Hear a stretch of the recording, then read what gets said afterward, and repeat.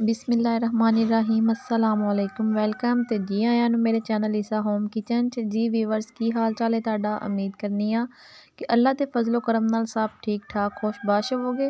ते अज तुहानू मैं शेयर करांगी साग दी रेसिपी। सर्दियां शुरू हो चुकियां ने और साग सर्दियां दी स्पैशल सगात है। साग नूं असीं अच्छी तरह छिल के साफ करके कट लिया है। तुसीं देख सकते हो माशाल्लाह साग साडा कटिया गया है। मैं 2 किलो साग लिया है, 1 किलो पालक और अद्धा किलो बाथू लिया है। ਹੁਣ ਇਹ ਸਭ ਚੀਜ਼ਾਂ ਨੂੰ ਮੈਂ ਅੱਛੀ ਤਰ੍ਹਾਂ ਧੋਵਾਂਗੀ ਔਰ ਇਹਨਾਂ ਨੂੰ ਮੈਂ ਥੋੜਾ ਥੋੜਾ ਕਰਕੇ ਧੋਵਾਂਗੀ ਕਿਉਂਕਿ ਇਹਨੂੰ ਅੱਛੀ ਤਰ੍ਹਾਂ ਧੋਣਾ ਹੈ ਕਿ ਇਹ 'ਚ ਮਿੱਟੀ ਨਾ ਆਏ ਵੀ।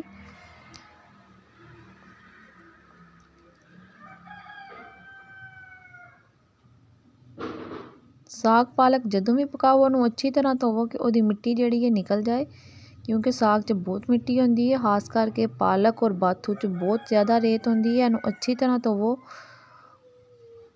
ਐਸੇ ਤਰੀਕੇ ਨਾਲ ਮੈਂ ਸਾਰਾ ਸਾਗ ਧੋ ਲਵਾਂਗੀ।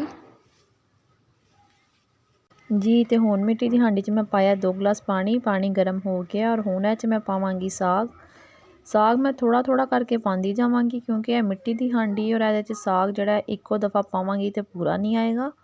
इसलिए मैं थोड़ा थोड़ा करके साग पावांगी। जो साग नूं सेक लगेगा साग नीचे हो जाएगा और फिर मैं सारा साग पाती जावांगी। तुसीं देख रहे हो साग मैं डाल रही हूँ और साग जिहड़ा अपने आप ही नीचे हो जा रहा है।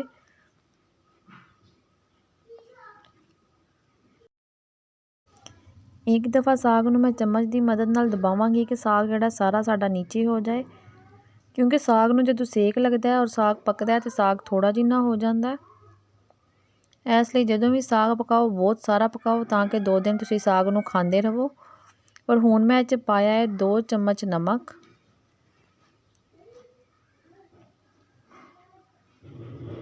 और अद्धा कप मैं सब्ज़ मिर्चां कट के पाईयां ने। इन्हां नूं मैं आराम नाल मिक्स कर लवांगी क्योंकि मिट्टी की हांडी है, इहनूं बहुत जोर दा नहीं मारना टुट जाएगी। आराम आराम नाल मैं सारियां चीज़ां मिक्स कर देवांगी।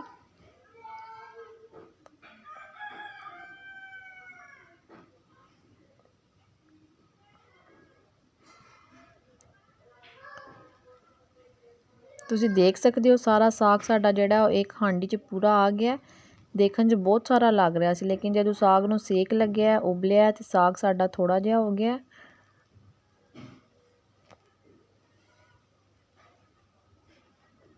साग नूं मैं मिक्स कर लिया और हुण इहनूं मैं पकावांगी 7 तो 8 घंटे वास्ते मट्ठी अग ते। जी तो साग नूं पकदियां 6 घंटे हो चुके ने।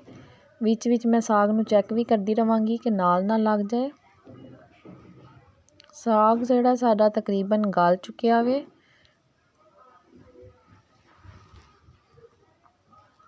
और हुण मैं साग नूं जिहड़ा दूसरे बर्तन च डालांगी क्योंकि इह 'च कोटिया नहीं जाएगा। तुसीं देख सकते हो साग अपने साइज़ च अद्धा रह गया वे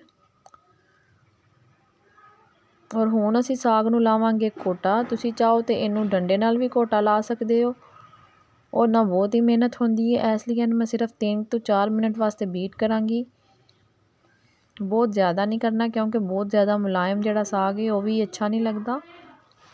जी तो साग नूं असीं कोटा ला लिया और हुण असीं इहनूं लावांगे तड़का। सब तो पहला कढ़ाई च मैं पावांगी 1 कप देसी घ्यो। साग नूं तड़का हमेशा देसी घ्यो दा लाओ क्योंकि इह बहुत ही मज़ेदार बनता है। और मैं सारे साग नूं तड़का नहीं लगावांगी, अद्धे नूं लगावांगी। जी तो जे अजे तक तुसीं मेरी वीडियो नूं लाइक नहीं कीता तो लाइक कर दो क्योंकि तुसीं लोग लाइक करना भुल जाते हो। और अगर पहली बारी वेख रहे हो तो चैनल नूं भी सबसक्राइब कर दो और बैल आइकन नूं दबाना ना भुल्लियो। जी तो घ्यो गर्म हो चुकी है और हुण मैं इह 'च पाया प्याज नूं मैं बरीक बरीक चॉप कट लिया वे। प्याज नूं मैं हल्का जिहा ब्राउन करांगी, बहुत ज़्यादा नहीं करना है भी। जी तो हुण मैं इहदे विच पाया लसन चॉप कीता होया 2 चम्मच। लसन नूं मैं कुटिया नहीं क्योंकि लसन की बहुत स्मैल आती है अगर कुट के डालो साग विच। लसन नूं भी मैं हल्का जिहा ब्राउन कर लवांगी, बहुत ज़्यादा नहीं करना है भी।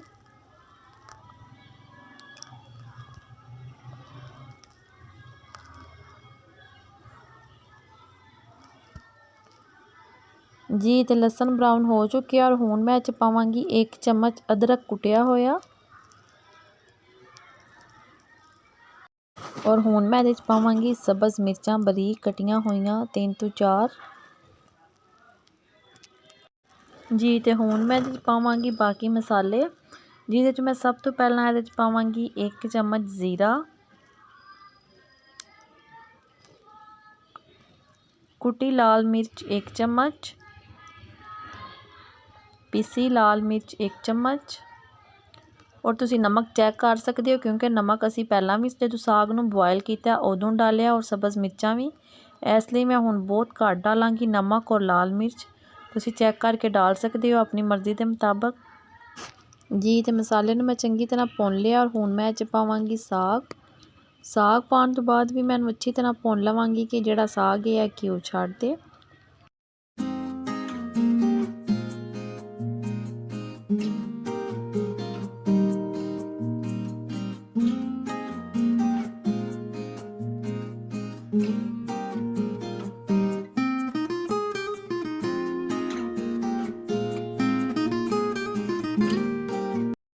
जी तो साग साडा जिहड़ा तैयार हो चुकिया और हुण मैं इह च पावांगी सब्ज़ धनिया कटिया होया। धनिया पा के मैं अच्छी तरह मिक्स कर लांगी। धनिए की बहुत ही अच्छी खुशबू आती है। माशाल्लाह बहुत ही मज़ेदार साग बने।